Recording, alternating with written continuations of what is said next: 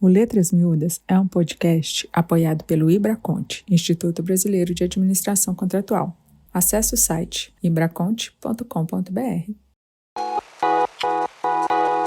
Episódio 3. Porque assinatura não é carimbo de café. Quem assina o quê e o que fazer quando o responsável muda? Porque assinar um contrato não é um gesto automático ou simbólico, como quem bate um carimbo qualquer ou passa pela copa da empresa. Bem-vindos ao Letras Miúdas. Porque contrato bom não grita, mas também não engana.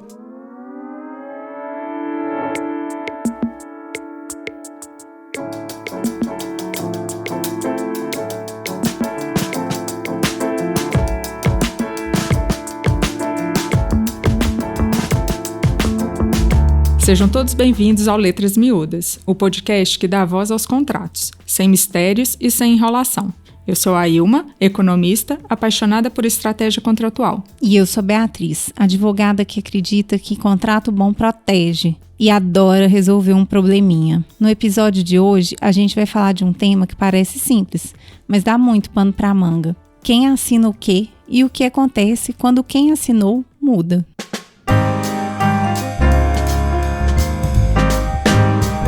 Então, Bia, quem nunca viu uma assinatura sendo tratada como um ritual automático? A pessoa recebe o contrato, assina porque é para assinar e pronto, como se fosse um carimbo no cafezinho da firma. Mas o que muita gente esquece é que a assinatura representa concordância jurídica.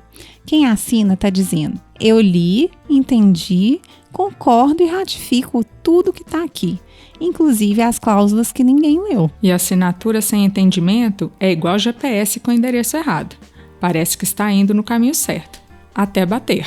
E para piorar, às vezes quem assina nem pode assinar. E hoje em dia, com contratos digitais, ainda tem a questão da validade eletrônica. Qual é a plataforma? Qual é a certificação? Ou é só um clique em PDF? Cada detalhe importa. Vamos trazer alguns exemplos?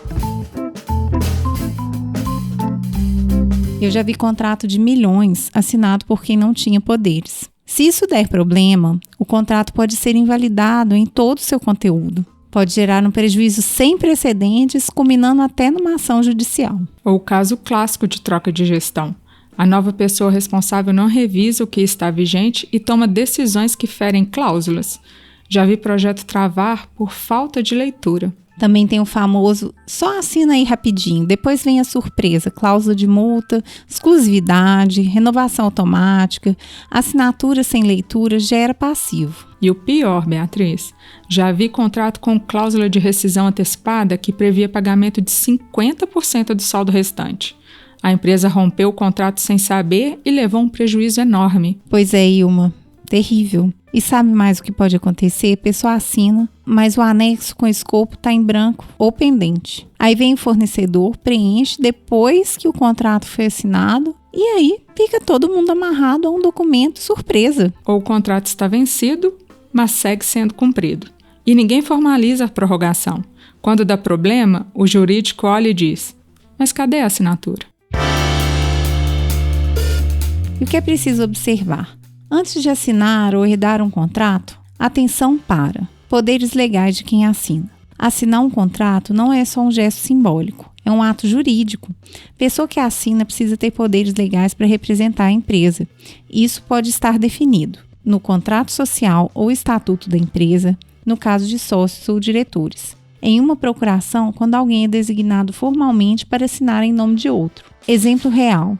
Já vimos contratos anulados judicialmente porque foram assinados por um funcionário sem poderes para tanto, gerando prejuízo e insegurança jurídica para todo mundo. Outro ponto é o limite financeiro de alçada. Nem todo mundo dentro de uma organização pode assinar qualquer valor. Empresas organizadas costumam ter uma matriz de alçadas que define, por exemplo, gerente pode assinar até 50 mil, diretor até 200. Acima disso, só com aprovação do conselho ou CEO. Sem esse controle, pode-se ter contratos assinados fora da alçada, o que pode gerar nulidade ou processos internos por descumprimento de governança. E é muito importante a gente lembrar que o contrato não é só a minuta. o contrato é um conjunto de documentos que inclui a minuta e seus anexos.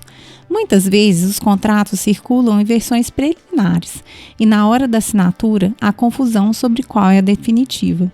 E pior, os anexos, como escopo, cronograma, orçamento, são esquecidos, desatualizados ou sequer assinados em conjunto. Se o contrato principal diz que os anexos são parte integrante, mas eles não estão anexados, a gente tem uma grande brecha jurídica. Outro ponto é um registro formal da aprovação interna. Antes de um contrato ser assinado, ele precisa ser validado internamente por quem analisa riscos, orçamento, compliance e outras áreas. Essa aprovação pode ser por e-mail, em sistema, em ata de reunião ou parecer jurídico. Se não há esse histórico, pode-se alegar que o contrato foi assinado sem ciência da empresa, e isso enfraquece a defesa em conflitos. Controle documental. Onde está arquivado?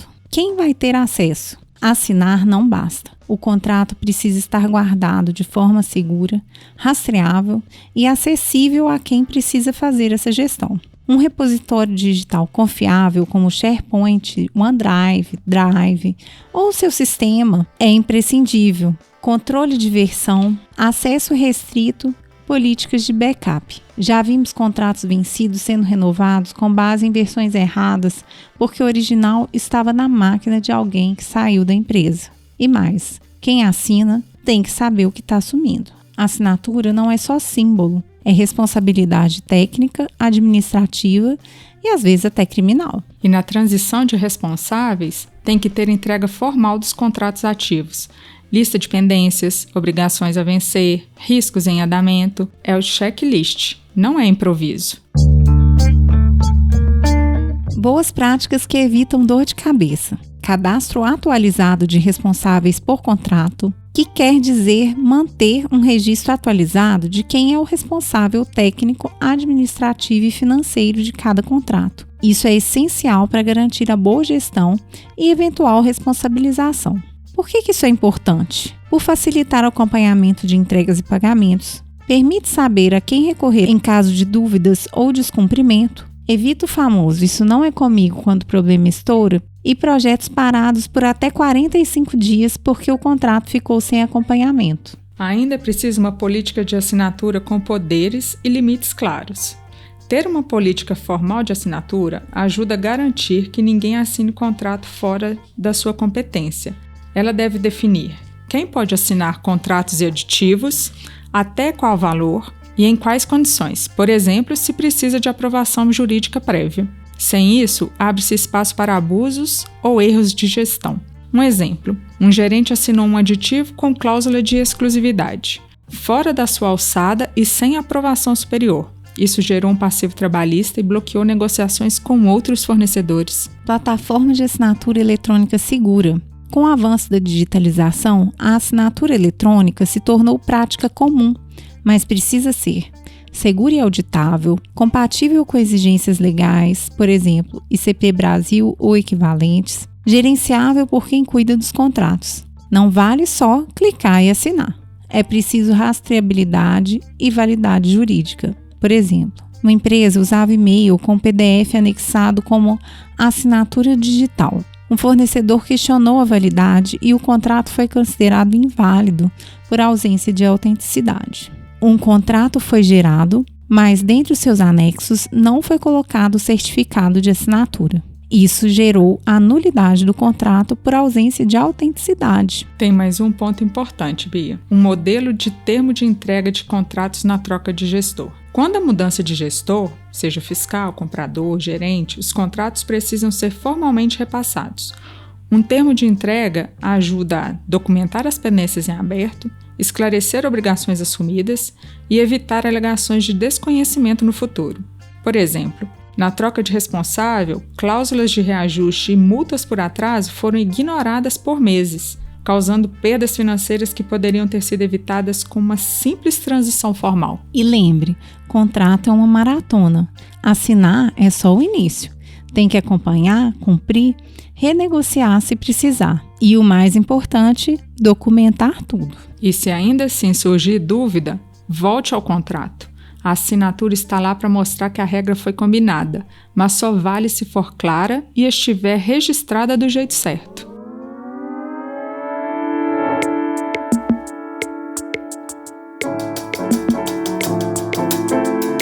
Então, se você já assinou um contrato sem saber se podia, calma, todo mundo já passou por isso.